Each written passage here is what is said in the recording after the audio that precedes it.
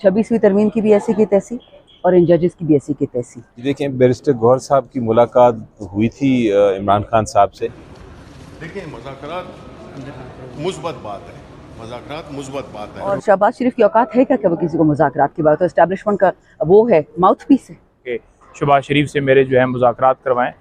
जो इमरान खान के साथ इंसाफी करेगा ये अवाम घरों में घुसेगी। आपने देखें, बैरिस्टर गौहर साहब की मुलाकात हुई थी इमरान खान साहब से और उसके बाद ये ख़बर आई कि उन्होंने जो ख़बर में ये कहा गया है, अखबारों में भी आई, सोशल मीडिया पे भी, कि इमरान खान साहब ने कहा है कि आप हुकूमत से बात करें और मुज़ाकरात करें और उसके लिए टीम तश्कील दी जाएगी।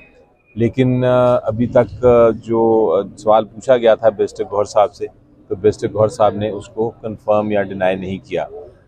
इसलिए उन्होंने, बैरिस्टर साहब ने यही कहा है कि जो कुछ मेरी गुफ्तगू हुई है वो कॉन्फिडेंशियल है और मैं अभी उसका बात नहीं कर सकूँगा। हमारी सीसी की मीटिंग इसके ऊपर भी नहीं हुई, तो अभी कोई पता नहीं कि एग्जैक्टली क्या बात की गई थी।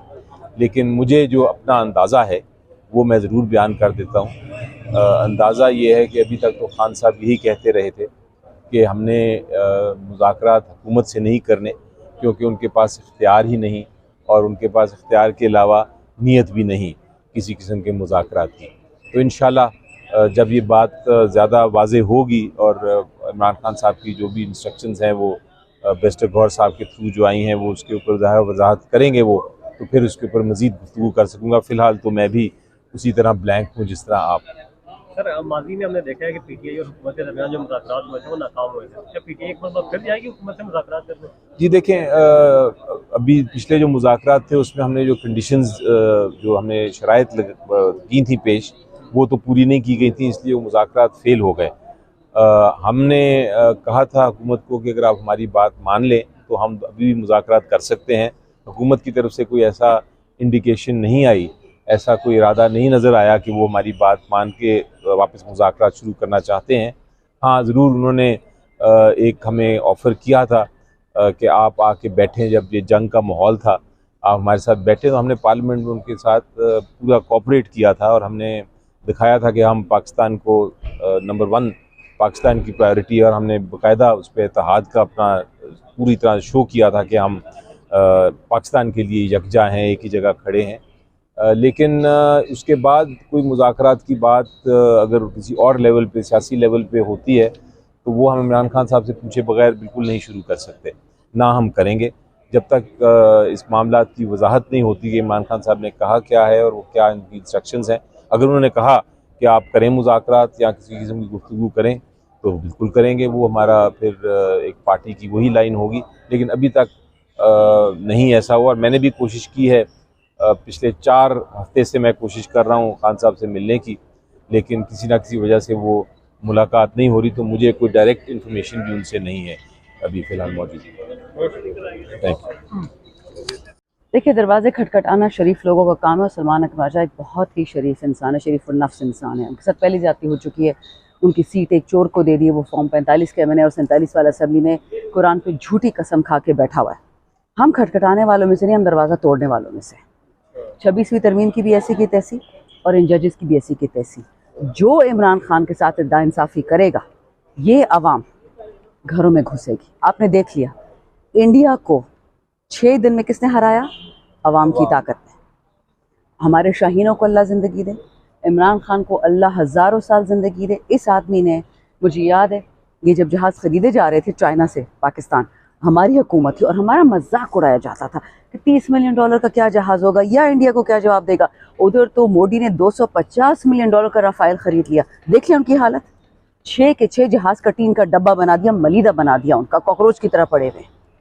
मरियम नवाज तो कहती हैं कि उन जहाज़ों ने गिराया जो जहाज़ नवाज शरीफ ने खरीदे थे। नहीं, बुखारी कहती है कि वो प्लानिंग भी सारी नवाज शरीफ ने की। नवाज शरीफ ने सिर्फ खरीदे नहीं थे, उससे तो बेचारे ने एक लेबर की तरह, जो एक आम हमारे दिहाड़ीदार होता है, खड़े होके सर पे पगड़ डाल के लुंगी पहन के जहाज अपने हाथ से बनाए थे। वो तो इलेक्ट्रॉनिक इंजीनियर है ना, आपको याद नहीं? उसने वो बनाया था मिसाइल, उसने क्या बोला था, उसका नाम, उसने कहा था टॉमा और हॉका मैंने बनाया था, टॉमा हॉक वो कह रहा था। अमेरिका की कोई टेक्नोलॉजी गिरी थी पाकिस्तान में, उसको हमारे एयरफोर्स वाले ने उसकी टेक्नोलॉजी कॉपी की, तो उसको कह रहा है कि जी वो मैंने बनाया था। बिल्कुल भी नहीं, मरियम ठीक कह रही है, और वो तो जी पैदाइश से ही इंजीनियर जहाज बना रहा है। अच्छा मैडम, मुज़ाकरात की बातें हो रही हैं, जंग अखबार में भी आज की जो सबसे बड़ी हेडलाइन ये थी कि जो शहबाज शरीफ के मुज़ाकरात की पेशकश थी वो इमरान खान ने कबूल कर लिया, तो क्या मुज़ाकरात होने जा रहे हैं? मुझे जी इसका कुछ नहीं पता, और शहबाज शरीफ की औकात है क्या कि वो किसी को मुज़ाकरात की बात, तो एस्टैब्लिशमेंट का वो है, माउथ पीस है, ही इज़ नोबडी।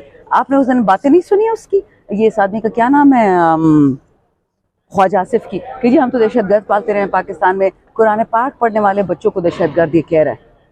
और ये हो सकता है कि ख्वाजा आसिफ ऐसी बात कहे, इसके अगर चाचा जी ऊपर बैठे हुए इसको ऑर्डर ना दें इस देने का।